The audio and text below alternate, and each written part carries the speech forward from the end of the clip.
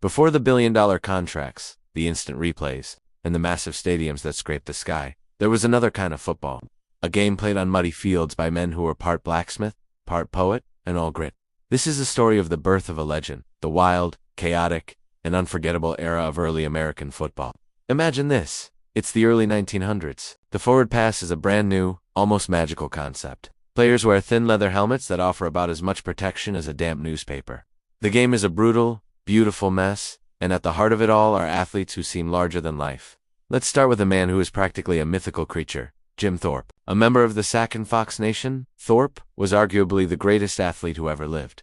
He dominated the 1912 Olympics, winning gold in both the pentathlon and the decathlon. When the King of Sweden called him the greatest athlete in the world, Thorpe simply replied, "Thanks, King." That was Jim. He then turned his attention to professional football. He played for the Canton Bulldogs, a team that was as tough as the town it came from. Thorpe was their star, their coach, and their main attraction.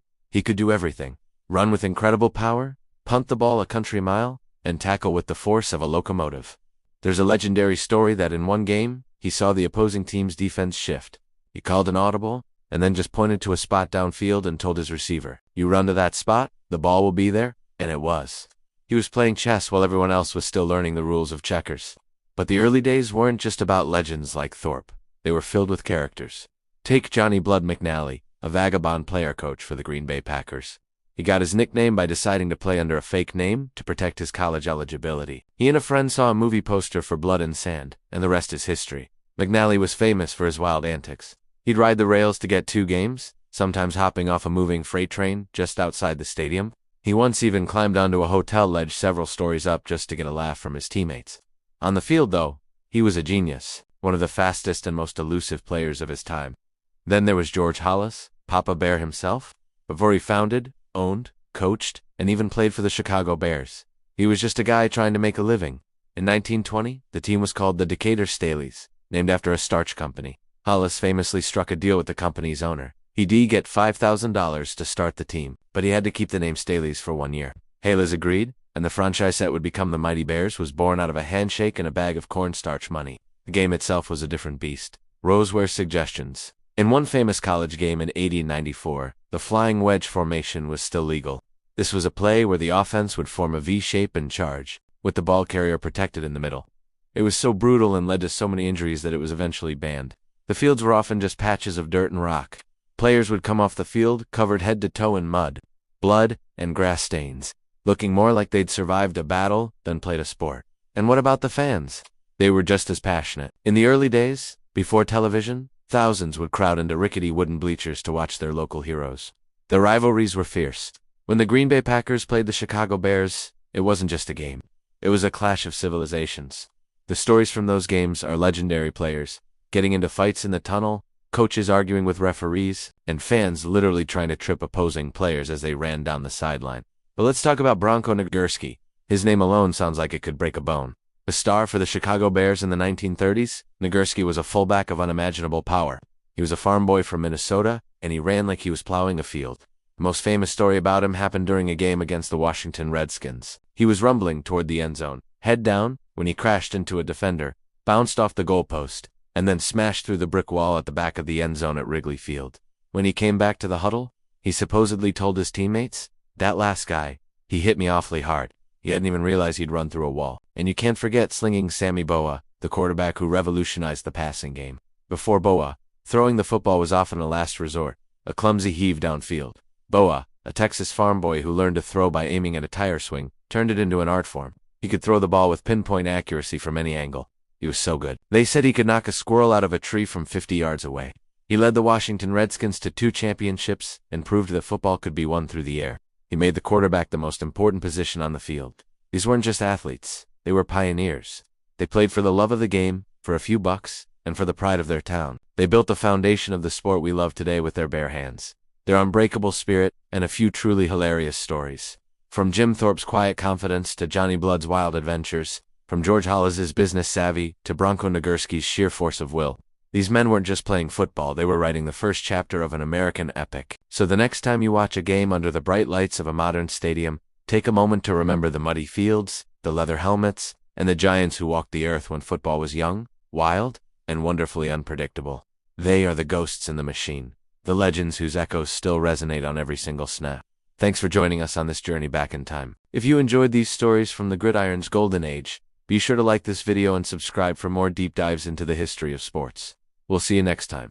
Private First Class Jack Miller was captured in early July 1944, less than a month after landing in Normandy. He belonged to the 116th Infantry Regiment, 29th Division, and had already been in combat long enough to understand how quickly things could go wrong. His platoon had been pushing through hedgerows east of Saint-Lô when a German counterattack, supported by mortar fire, broke their line. In the confusion, Miller was separated from his squad. By the time the firing died down, he was alone. Miller spent the afternoon moving cautiously through the hedgerows, avoiding open ground and listening for voices. He had lost his rifle during a crawl through a ditch and carried only his sidearm and a single magazine. Near dusk, as rain began to fall, he crossed a narrow farm road and ran directly into a German patrol. 3 soldiers appeared from behind a stone wall, rifles already raised.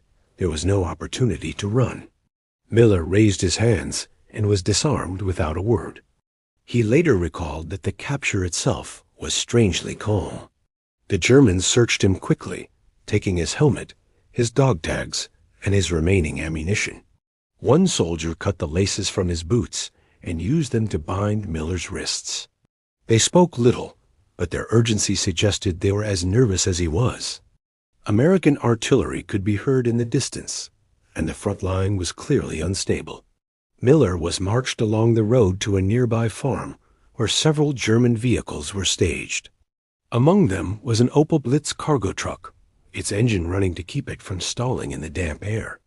The Germans appeared to be gathering prisoners and equipment from movement farther east. Miller was pushed toward the truck and ordered to sit on the ground near the rear wheels. For the next half hour, he waited. Other prisoners never arrived.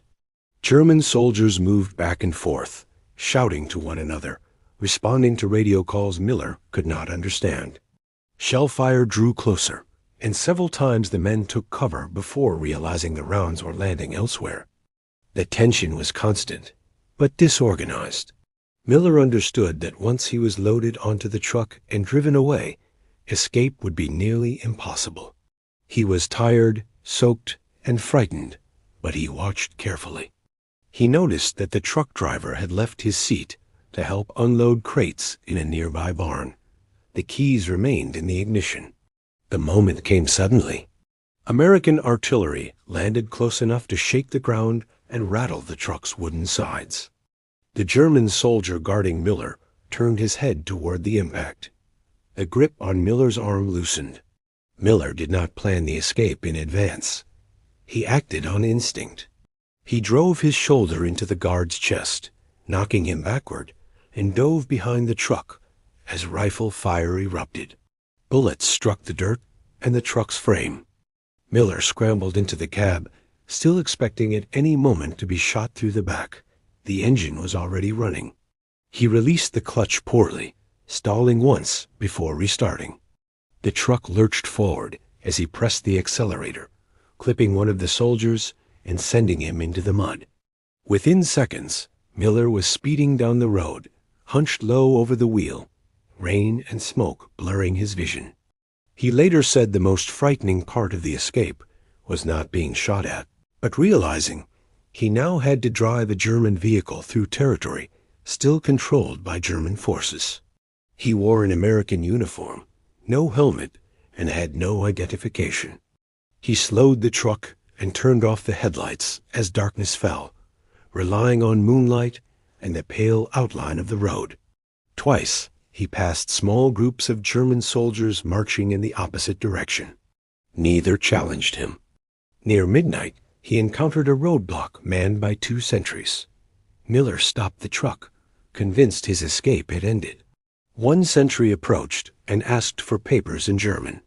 Miller did not understand the words, but the tone was impatient rather than suspicious. Before he could respond, American artillery struck nearby. The sentry swore, waved his arm, and shouted for Miller to move on. Miller drove through without speaking.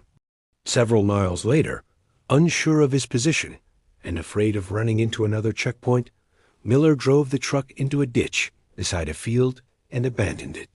He moved on foot through wet grass and shallow streams until dawn, following the distant sound of American guns. At first light, he approached American lines with his hands raised. Nervous infantrymen nearly shot him when they saw the German truck behind him, but he was quickly identified and pulled to safety. He was exhausted, dehydrated, and shaken, but uninjured. Miller returned to his unit 2 days later.